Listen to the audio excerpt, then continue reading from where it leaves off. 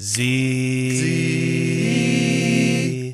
Report. Zierlein here for the Z Report, and I've talked a lot on my blog about how important Alex Gibbs' hire is for the Houston Texans because he's so good at teaching blocking the zone scheme and getting guys to get to places quickly, make the blocks when they're there, use technique, and most importantly, I think, also really start to implement some better cut blocking. But he's also very good because he understands what it takes to be good at the tackle and guard position in this particular brand of offense, and I think that's going to help Rick Smith and Gary Kubiak when it comes to finding talent. Now I've got Kailee Wong, former Texans linebacker, here with us. And Kailee, let's talk about the need for the Texans offensive linemen to have good feet to get to the quote-unquote second level, which is the linebackers, and how some of the blocking has to transpire. Why don't you take us through? This is basic 7-man in the box, 4-3.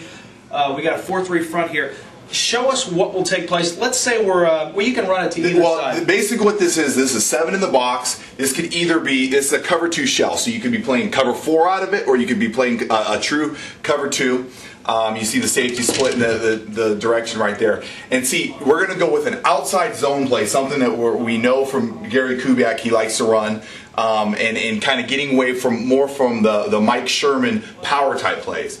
And so what you're going to see here is the first thing we'll start with the center. The center is actually very, very critical in order to getting to to running this play well, because he has to partially chip this guy, slow the nose down long enough for this guy to come through and scoop, and then get up onto the next level. Usually by that time the mic should be passed, but if he can get the mic, he automatically makes a huge lane for the running back to run through. So it kind of starts with the center there. This tackle, even though you think tackles are big guys and slow guys, they're generally trying to get to the next level. They're going to completely let this guy go free, saying that he will not be able to get to the running back, and the bootleg threat will obviously slow him down, and this guy will try to get all the way down here and cut off this linebacker. So right there, out of the first 3 offensive linemen, you're seeing 2 of them are going straight directly to a linebacker. So they're having to get at least 5 yards deep into the backfield and get to a guy that's pretty quick and elusive and is paid to obviously beat that block. That is what is referred to as the second level, is being able to get to linebackers, which in many times, as you mentioned, with centers and sometimes guards, depending on the alignment, they are going to have a quick chip, but then if they can get the chip and then get to the second level, that's where successful running attacks take place. Absolutely. Take us through the ball side, the play so side. Now the play side, there's going to be 2 different ways you can do this. You can go double team here and try to get to the second level. Or if you have a very, very athletic guard who you feel as though can really get this hook block, which is a tough block in the NFL, but there are guys that do it to where he can actually pin this tackle right here. Get outside and pin the 3 techniques tackle. If you do that, you create a huge gap for you to push this guy and go on here.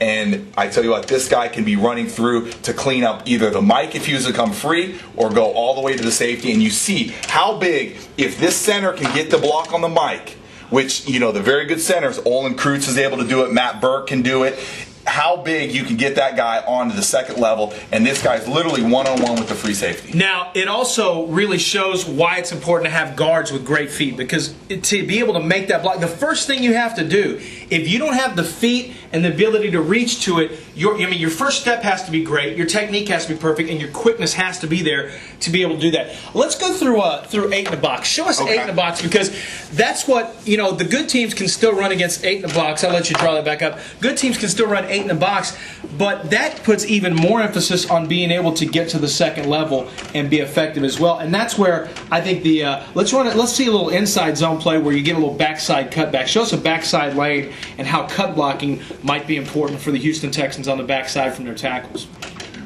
And we'll show a basic 4-3 alignment.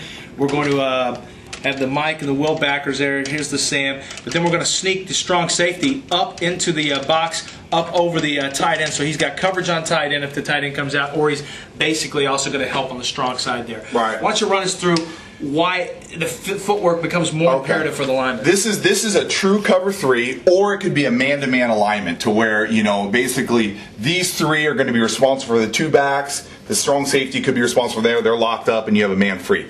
Or it's just 4 underneath, 3 deep coverage. And you wanted to see what exactly? Well, let's see a little inside zone, and then create a cutback lane for a running back. Okay, it's still a very similar. The zone is predicated on moving people. So we're going to take the zone. We're going to start moving everybody this way. Okay.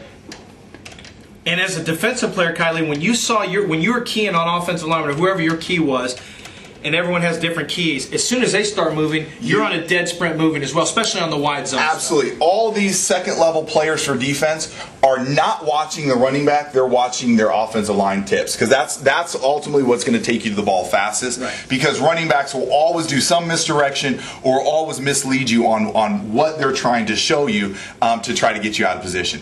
So here's a situation to where they are pressing the corner, and it can go out in a number of different ways, but they're literally trying to make everybody run. So this guy is running to try to hold his 3 technique position. And this is a good example of when we talked about how that guard, if he can hook this 3 technique, this tackle. Let's just say in this case, the tackle stays on the outside part of the guard, right? But he's running. He can't hook him. He cannot hook him. Okay. He's running so hard. At that point, it's called a bin block. He can literally turn and wheel and now pin that.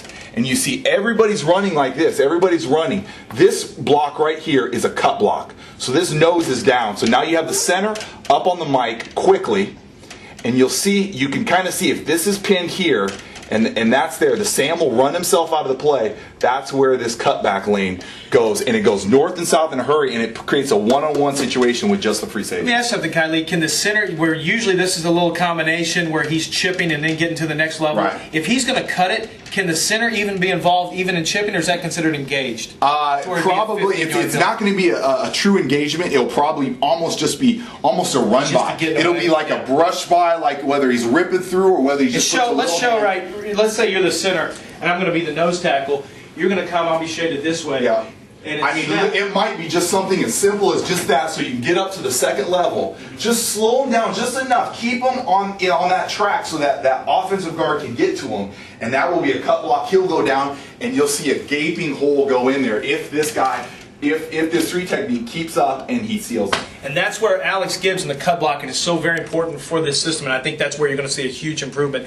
Guys being willing and guys being physically able because of their athleticism to get their cut blocks taken care of. That's football school. Lance Zierlein, Z Report. That's Kailee Wong. Thanks, Kailee. We'll have some more of them for you guys as the draft gets close.